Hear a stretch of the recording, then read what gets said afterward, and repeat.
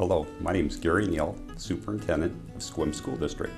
The purpose of our video is to try to share some information with you and to explain some of the needs that we have within our district, but more importantly, to get an idea of what we can do to help our kids and the future students that come through our district. All of Sequim's early school history is consolidated in this photograph. The first one-room school, built about 1878, can be seen on the right. By 1911, a growing population demanded better, and the two-story building was constructed. With consolidation of small districts into Sequim and organization of a high school, students quickly crowded out the 1911 building, which was described as the finest of the peninsula when it opened. A much larger two-story building was then constructed next door. Throughout the years, the Sequim community has responded to the school district's facility needs. The November 3, 2015 bond starts to address 21st century needs. Hi, my name is Brian Lewis. I'm the Director of Business Services for Sequim School District. I've been an employee of the district since 2007. One of my first jobs when I arrived here at the district was to be part of the facilities planning process that started in 2008. In 2008, we had a citizens committee that made a recommendation to remodel or rebuild some of the buildings on the campus. In 2013, we had another citizens committee that made similar recommendations that have resulted in the projects that you see before you on the bond proposal today.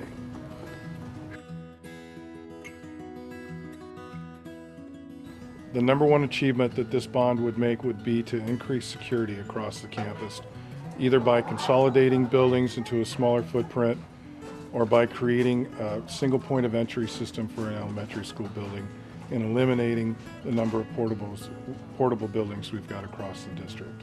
One of the things that we are very concerned about is the security of our buildings, especially with our elementary school, Helen Heller. We have multiple entry points that are not secure, and we do have some very high travel areas. We have a very traveled street that Helen Heller is on, along with a facility next door to it that has a large parking where people are coming in and out all day long. So one of the things that we're trying to do is to make it so that we can get it down to a single entry throughout the school day, and that's hard to do when you have a multi-pod system as what we have. It served its time back in the day, but now with our new concerns and our needs, we really need to be more cognizant of what we have to do to make the building safer and secure for the students. My name's Russ Lodge, and I'm the principal at Helen Heller here in Sequim. And it's a pleasure to talk to you this morning about our structure here of Helen Heller School. We're a very large campus, and we expanded it again this year because we've added 2 more portables. And it's been helpful to have places to put kids, but it's been also now difficult because we are so wide in our campus.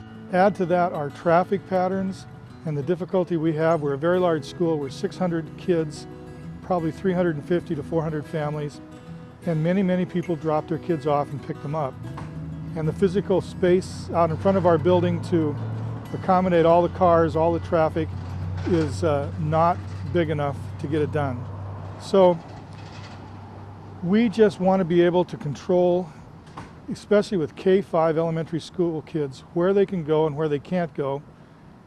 And one building, one roof would get that accomplished and would solve safety and security problems immediately. One of the critical things that in my mind that come up that I think every voter in every county and state in the country needs to consider is the matter of security in schools. The days when schools were wide open and had 50 doors to the outside, or 20 or 30 like is the case here at Holler School, can't be tolerated anymore. We have to have more secure buildings and to keep the strangers, outsiders from just wandering in and out. I see a problem that we can't help facilitate safety issues properly. An open campus was in a time where we felt pretty secure as a small community, that as a village of people we were all looking out for each other, which we are, but there's too many points of entry on an open campus. When you're shuffling really small children at Helen Haller around in an open campus, not only is the Pacific Northwest not conducive to that, it's also not safe. The littlest kids need to be in a closed facility. In the high school, one of the problems that we have right now is with our performing arts and where the location is for where they practice and they do all of their rehearsals. It's actually across the street from the main campus, which creates for a problem as well with our students having to use a crosswalk to get in and out on a fairly well-traveled street. Because we literally have tens of thousands of dollars of instruments that we're moving and wheeling across gravel parking lots and across busy roads and everything, and just to keep those in working order, to have the kids have a successful experience on those instruments would make all the difference in the world. We need to consider the amount of distance that's being traveled on the high school campus to get from one station or one classroom set to the next classroom set, so that the student isn't losing valuable learning time. And that's a big issue on the high school campus. It's just gotten so spread out that they're losing travel time. Our base kitchen was built in the 70s, and the equipment actually used was off of some World War II vessels that were being surplused out at the time. And so we had a student population around 1,200 students, which could then kind of accommodate that. Well, 40 years later, we now have 2,800 students, and we serve around 1,800 students a day through that kitchen and the needs that they have. Our equipment is well over 30 years old. We haven't bought any pieces of updated equipment in quite a few years. This is our cooler where we store the majority of the food for the school district. We get orders in twice a week, well over $8,000 each time, so it's kind of hard to rotate the food in and out and store it. And then we go in here, and here's our freezer, which again is another safety issue because we don't have the room to store everything. It's not been mistreated, it's just plain old. It's time for an update. The maintenance department's really good about maintaining this stuff to a point, and gets to a point where it's just not maintainable anymore. We are probably one of the busier restaurants, or busiest restaurants in town. Another issue that comes up is the number of portables that we have throughout the school district. Right now there's 29. Half of those portables are 20 years or older. That means they're no longer portables. They've become part of our permanent structure. The problem that we have is the lack of bathrooms and being able to have enough bathrooms to serve the amount of kids that we have. We, in our cafeteria where we have 600 kids go through there every day, there are no bathrooms. When it was built in the 70s, they did not put any bathrooms in that facility, in that area, so kids have to leave that, and we again have to have kids walk quite a distance to use the bathroom. In each one of the pods, we have 100 kids approximately, and in each one of those bathrooms we've got one stall for girls, one stall for boys, and it's just not enough. So bathroom issues are a real problem. We've got kindergartners now all coming here all day, and we really have in that situation about 100 kids again with 5-year-olds. We have one bathroom stall for them, and it's just simply not enough. Started full-day kindergarten this year at Gray Wolf Elementary.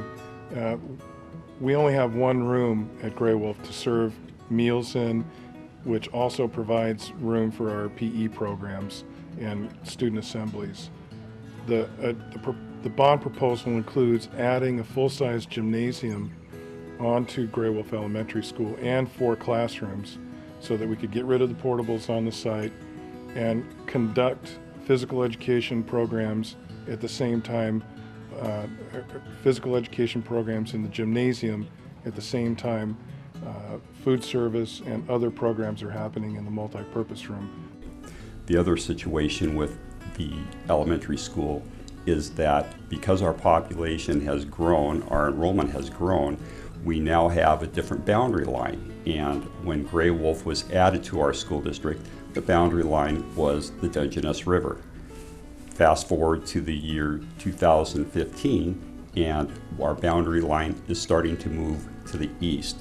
We predict in a few short years, we will have an enrollment to keep the schools balanced, where Helen Haller will actually, the actual building will be in the Gray Wolf attendance area, which doesn't make much sense.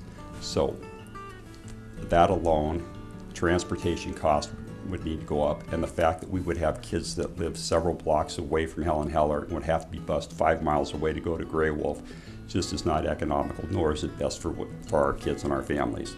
So by putting together a new building further east in the city limits, we would be able to get kids closer to their buildings, and we'd be able to also upgrade much of the infrastructure that is needed at that capacity. The Sequim community has had a very nice setup with 3 schools on one 60-acre campus for a long time, 5 decades really. And it's worked well because we were small enough as a community that could all work. But now we are growing, and we have many more young families than people realize in Sequim because our population continues to rise at Haller. And one of the things that I think is hard for people to let go of, in a way, is that we really do need to move the elementary school, Helen Haller, to a new location because we've just outgrown our space. Hi, this is Donna Hudson. I'm the principal at Gray Wolf Elementary School. The 2 main areas that the bond will help Gray Wolf is a new gymnasium, which will replace in part our multi-purpose room, and then we're to get 4 additional classrooms, and that will help us with overcrowding. First, it'd be very nice to be able to carry on an academic program and also have a multi-purpose room that we could use for a lot of different activities throughout the school day. Gray Wolf's a great building. It's been well cared for. The problem is Gray Wolf was built over 20 years ago, and our student population has grown during that time. We've just really outgrown the building itself. So the important key facts for Gray Wolf for the bond is a new gymnasium that allows us to use our multi-purpose room and not displace our academic program, and then the additional classroom spaces, which will allow teachers and students to have adequate housing for the programs that we have here at Gray Wolf. Reached our limit with what we can do with these facilities, and yet we're not, at the same time, we're not really making not meeting the needs of industry, where we want to get these kids going. We need some room to grow. There's things we should be doing, we can't do it, and a lot of the reasons we can't do it is that we are being limited by the facilities that we have. There's conversation, in the country about STEM programs. The first word is science. It's a blend of science, technology, engineering, and mathematics. And we need to have strong science facilities to support the people who are teaching, and so the kids can then learn as much as they possibly can. If the bond is approved by voters, it would result in an increase of 61 cents per thousand of the value of a piece of property. So if your home is valued at $250,000, that would result in a $152 tax increase per year, or around $12 per month. That tax rate would still be in the lowest 25% of all school districts in the state. The last time we issued bonds was in 1996, and through management of the repayment process, we were able to refinance the bonds and save taxpayers $300,000 in interest and pay the bonds off 3 years early. So we have a track record of good financial management. This one is clearly needed. There's one thing I've noticed about this district: it's not a district of frills. This is bare bones education, and people, the boards in my 20 years here have been very conservative and wisely spent the funds. I've looked over the bond election material, and I really believe that that the kids will be well served, and in the community also. I, as a retired person, need to benefit and want to benefit from having good, smart kids in the area and kids that have jobs and people that have jobs that support us. The health industry is critically important here, and I think that everything we can do to support the schools is better for all of us. This is my community. This is where my kids grew up. This is where I live. This is where I call home. And I think one of the things we need to do as a community is realize that the better our schools are, the better product we're sending out into the community as far as young, educated, young adults go, the better we are as a community. It doesn't just benefit the students who are in here today or tomorrow or next 5, 10 years. It's going to benefit us as a community for decades to come. And we as a community need to embrace that our schools are a part of us. And the better our schools are, the better overall our community is. Our kids, our community, our future, because the need is right.